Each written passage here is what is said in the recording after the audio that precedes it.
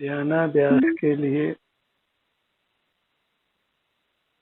कृपया अपने नेत्रों को बंद कर लीजिए।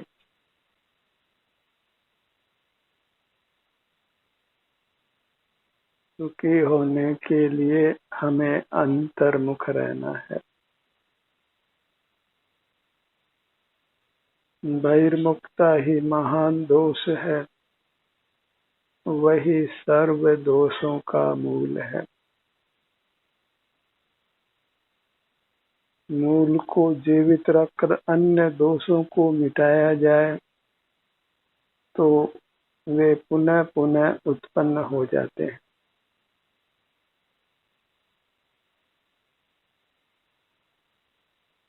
इसलिए दोषों को नष्ट करने के लिए मूल दोष को नष्ट करना चाहिए, और वह मूल दोष हमारी बहिर्मुखता है। उसे ही हमने मिटाना है।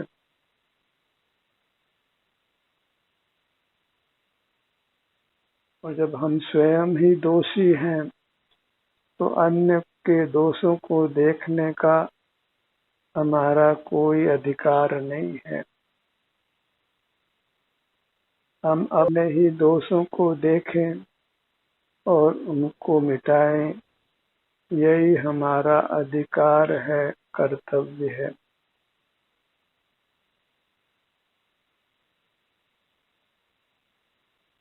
इसलिए नेत्रों को बंद रखना है और अपना मुख अपनी ओर रखना है। अपने सिर से पैरों तक ही, अपने सिर से पैरों तक मूर्त शरीर भी है और हमारा अमूर्त शरीर भी है।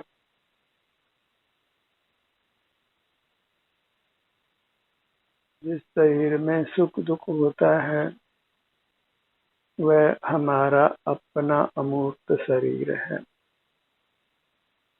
और अंतर्दृष्टि से हमें उसी में होने वाले सुख दुख का अनुभव होता है, और वह अनुभव ही सुखी होने का एकमात्र उपाय है।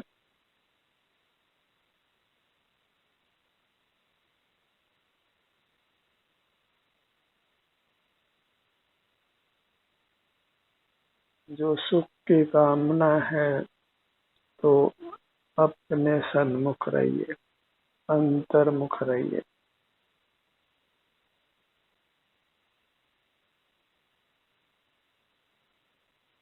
अंतर्मुखता का समय बढ़ाना है और बहिर्मुखता का समय कम करते करते समाप्त कर देना है।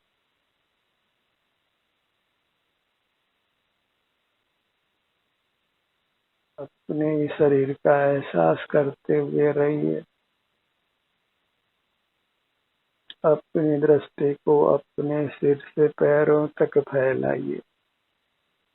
नाना अंग उपांग हैं, सब अंग उपांगों में जो भी स्वास्थ्य की स्थिति है वहाँ दृष्टि लाने से उस स्वास्थ्य का हमको अनुभव होता है।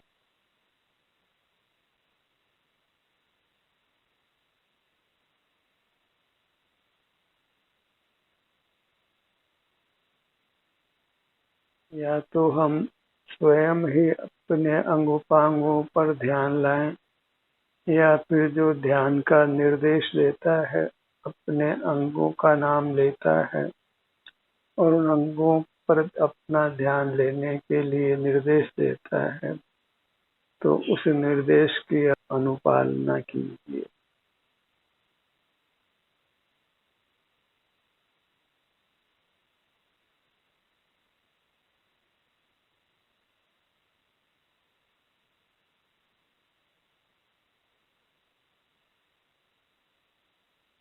अपने अंगों पर आना वही यथार्थ कर्तव्य है, धर्म है।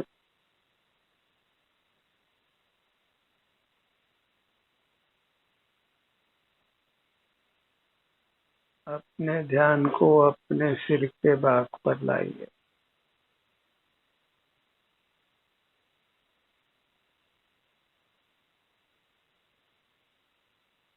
हम स्वतः भी अपना ध्यान अपने अंगों पर नहीं लाएं और कोई निर्देश दे उस समय भी यदि हम अन्य कार्यों में प्रवृत्त होते हैं तो फिर भला हमारा हित कैसे हो सकता है।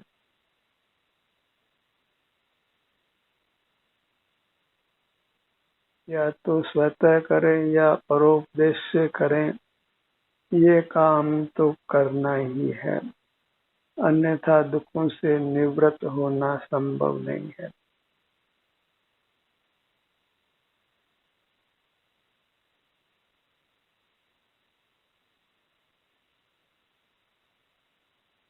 पूरा सिर का भाग, कुछ विचार नहीं करना है, बस अपने अंगों पर ध्यान लाना है और वहाँ जो भी आराम वेदना की स्थिति है वो हमारे अनुभव में आती है, उसके बारे में कुछ भी विकल्प नहीं करना है। उस आराम वेदना की स्थिति को ही सहज स्वीकार कर लेना है।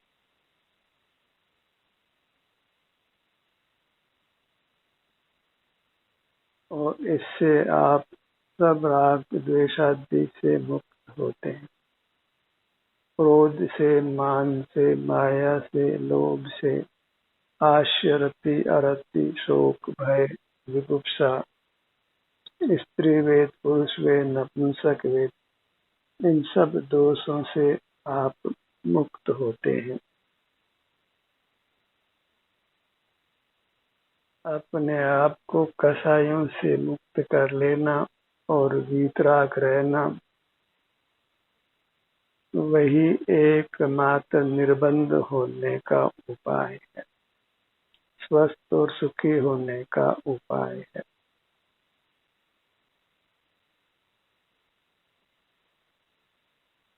अपने ध्यान को अपने ललाट भाग पर लाइए।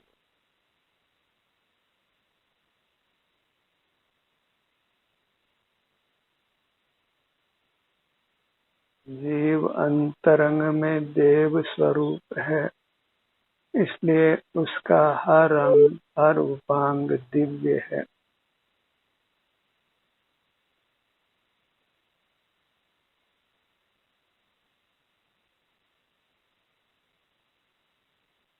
हमारी अमूर्त काया दिव्य है।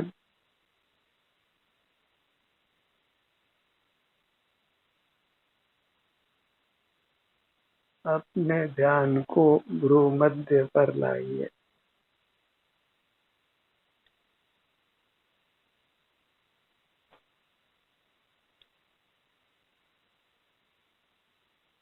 बाहर बहुत विकल्पों की उत्पत्ति है और विकल्पों का होना ही आकुलता है, और अपने सन्मुख होने पर हम निर्विकल्प रहते हैं, निराकुल रहते हैं,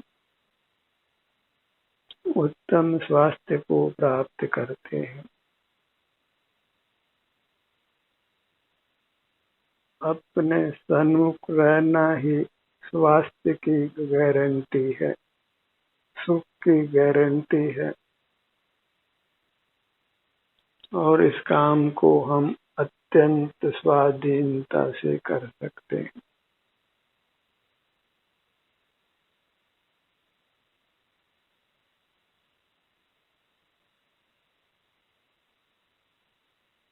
और इसी से हमारा ये मनुष्य जन्म पाना सार्थक होता है। और ये कार्य हमको अल्पकाल में ही परमात्मा बनाता है।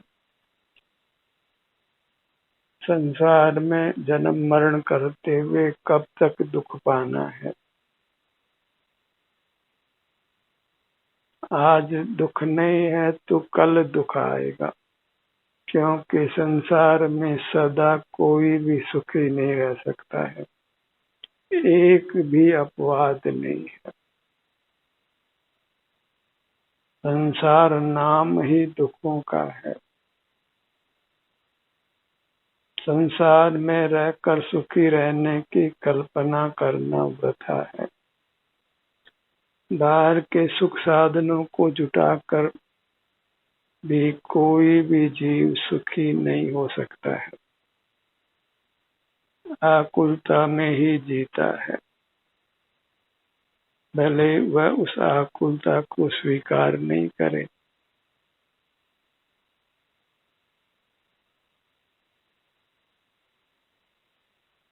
सर्व साधन जुटा लेने पर भी जीव अस्वस्थ होकर असमय में प्राण गंवा देता है। बहिर्मुखता हमको बारंबार जन्म देती है और मरण देती है।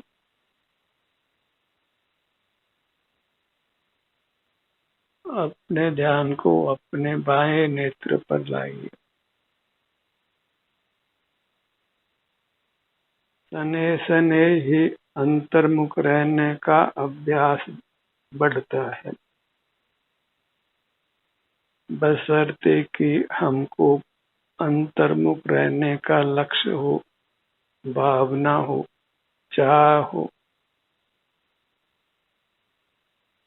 वही चाह यथार्थ है, सच्ची है, जिसके पश्चात प्रयत्न होता है। प्रयत्न नहीं होता तो ये माना जाता है कि आपको उसकी चाह नहीं है, सच्ची चाह नहीं है।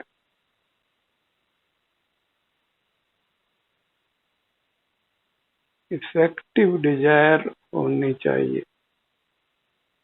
जिस डिजायर के बाद एक्शन हो वह इफेक्टिव डिजायर है, और एक्शन नहीं हो ऐसी डिजायर का कोई लाभ नहीं है। उससे सिवाय आकुलता के कुछ भी प्राप्ति नहीं होती।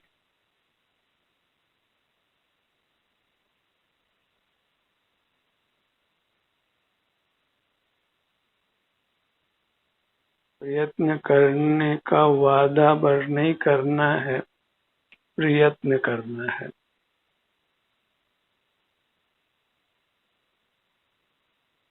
वादा कर लेने मात्र से कार्य नहीं हो जाता है, कार्य करने से ही होता है। और वह कार्य इतना ही है कि हम अपना मुख अपनी ओर रखें। अन्य कार्य हम मूर्त काया के परावलंबन से करते हैं, तो पराधीन कार्यों में किंचित भी सुख नहीं है। परावलंबन में किंचित भी सुख नहीं है।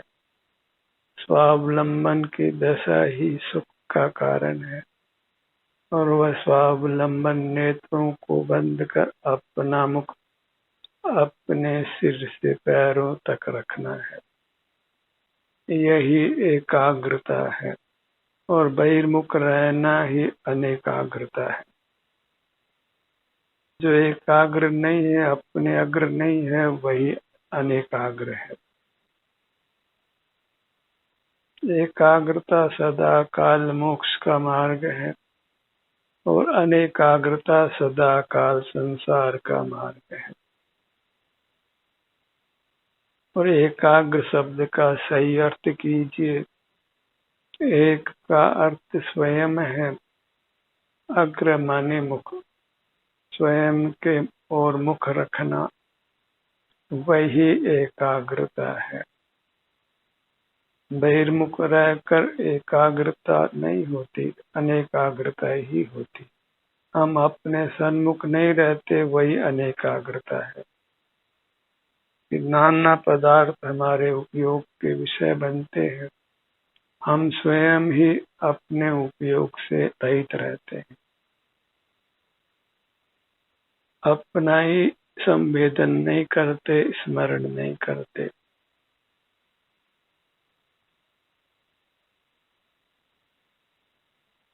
घर का पूत कमारा डोले, पड़ोसी का फेरा।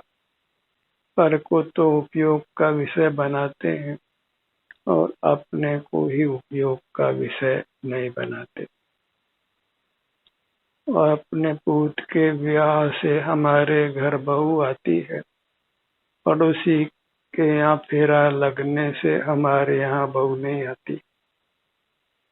सारे जगत के कल्याण से हमारा कल्याण नहीं होता है, अपना कल्याण करने से ही अपना कल्याण होता है। और अपने कल्याण के लिए मात्र अपने सन्मुख रहना है।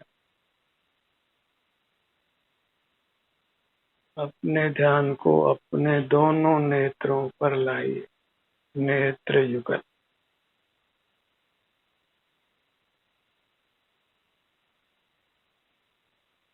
और किसी भी भाग में वेदना होती है, उसका कारण हम स्वयं हैं। हमने ही भूतकाल में बहिर्मुख रहकर वेदना उत्पन्न करने वाला कर्म उपार्जित किया है। वही कर्म पककर उदय में आकर हमको वेदना का अनुभव कराता है। उसमें दूसरा किंचित भी कारण नहीं है।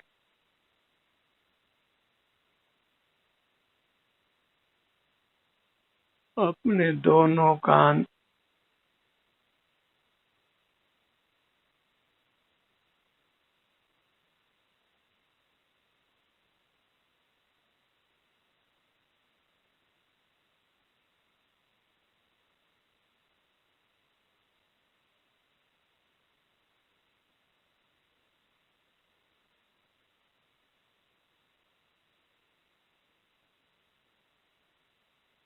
कर्ण युगल छोटे से छोटे भाग की भी उपेक्षा करना अच्छा नहीं है। अपनी उपेक्षा करने से बड़ा कोई अपराध नहीं होता। अपने को पीठ देना ही यथार्थ में परमात्मा को पीठ देना है। अपना परमात्मा अपने आभ्यंतर काया है। एक जीव का दूसरा जीव परमात्मा नहीं है। कहा भी है अप्पा सो ही परमाप्पा। अपना आत्मा ही अपना परमात्मा है और ये सत्यार्थ है। जो इसको स्वीकार कर लेते हैं वे अपने को परमात्मा मानकर अपने सन्मुख रहते हैं और प्रकट परमात्मा हो जाते हैं। और जो पर को ही परमात्मा मान लेते हैं वो बहिर्मुख रहकर संसार में ही भ्रमण करते रहते हैं।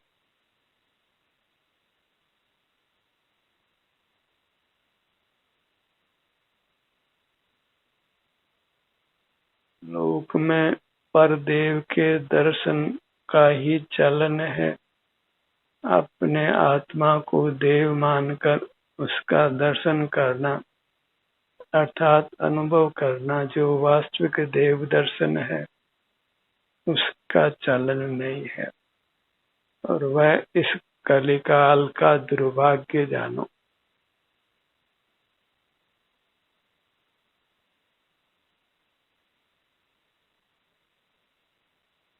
अंतर्मुख हुए बिना मैं परमात्मा हूँ ऐसी स्वीकृति नहीं होती है। और ऐसी स्वीकृति के बिना फिर अंतर्मुखता नहीं सकती है। हम अंतर्मुख नहीं रह सकते।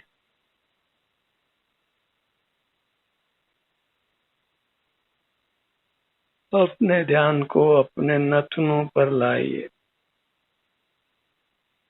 बायां नथुना और दायां नथुना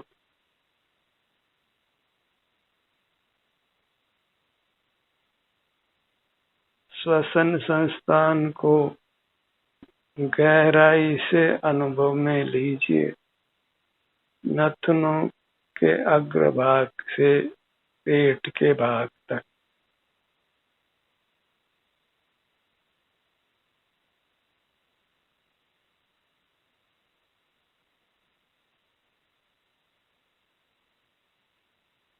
बायां नथुना दायां नथुना।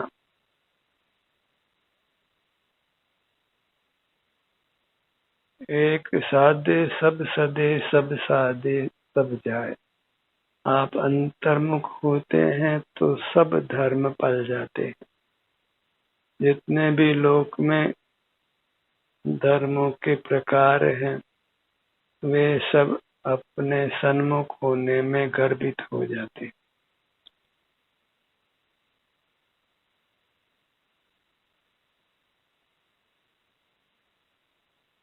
अपने ध्यान को अपने मुख पर लाइए, दोनों होठों के भाग पर। होठ परस्पर मिले हुए रखिए और वहां फिर जो भी संवेदना प्रकट है उसी का अनुभव करते हुए रहिए।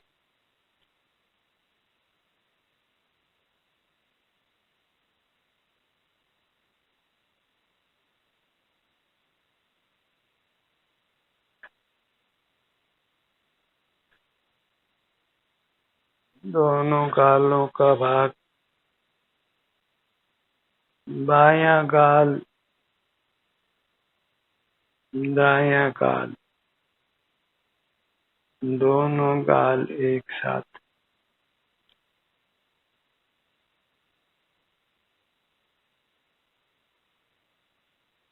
पूरे मुखमंडल को अनुभव में लीजिए, पूरा चेहरा।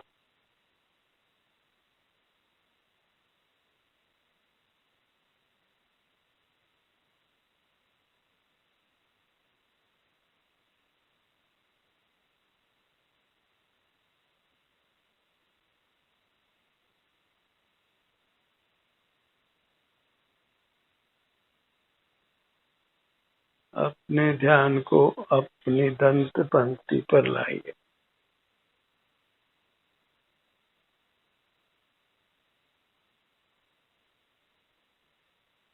अधिक विचार मत करिए, जिस अंग का नाम लिया जा रहा है अपने ध्यान को उस अंग पर ले आइए। ये कार्यक्रम आपको अंतर्मुख रहने में ही सहायक होता है और नियमित समय पर जो काम किया जाए उसका फल बहुत अच्छा आता है। Regularity page dividends. यदि थोड़ा समय भी आप अपना संवेदन करते हैं, अपने सन्मुख रहते हैं, तो फिर वह समय दूर नहीं है जब आप स्वयं साक्षात परमात्मा होते हैं, मूर्त काया से सर्वथा मुक्त होते हैं। मुख के भीतर जिह्वा का भाग,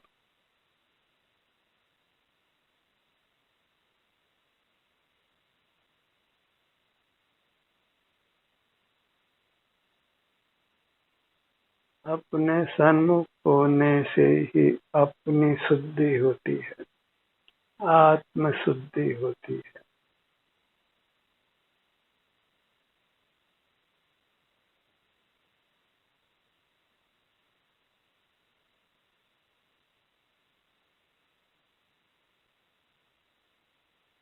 अपने ध्यान को अपने मुख के भीतर तालु भाग पर लाइए।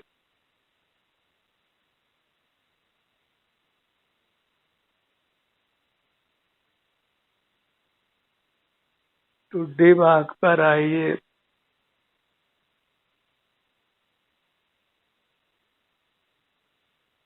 अपने शरीर से स्वानुभव के अतिरिक्त अन्य कार्य करना अपने शरीर को ही खराब करना है, अस्वस्थ करना है। अनुभव के अलावा जीव सदा ही बहिर्मुख रहता हुआ अपना नाश करता है। भले ही मरण जीवन में एक बार आता हो, पर अपनी वीतरागता का, अपने आत्मिक सुख का यह जीव पल पल में घात करता है।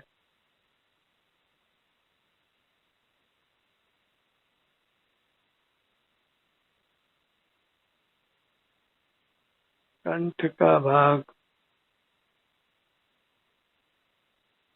अपने धड़ भाग को अनुभव में लीजिए। सीना और पेट भीतर नाना अंग उपांग हैं, वे सब हमारे ध्यान के ध्येय हैं।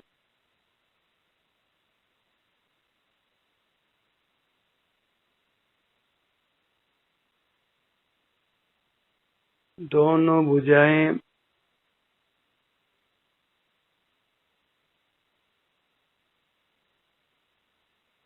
दोनों पैर,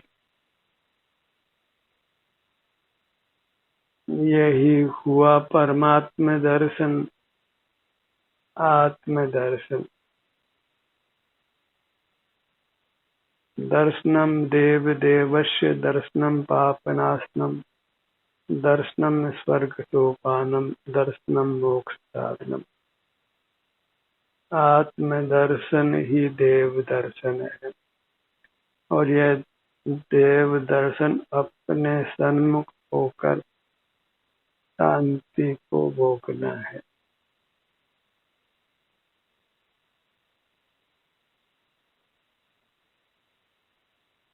अपने सुझाव से, अपनी ही प्रेरणा से अंतर्मुखता का ध्यान का समय आपको निरंतर बढ़ाते हुए रहना है। मुक्ति की ओर जाते हुए कदमों को बल प्रदान करिए, उनमें गति प्रदान करिए।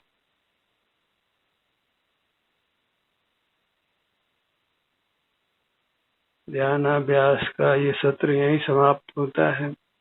आपकी सहभागिता के लिए धन्यवाद।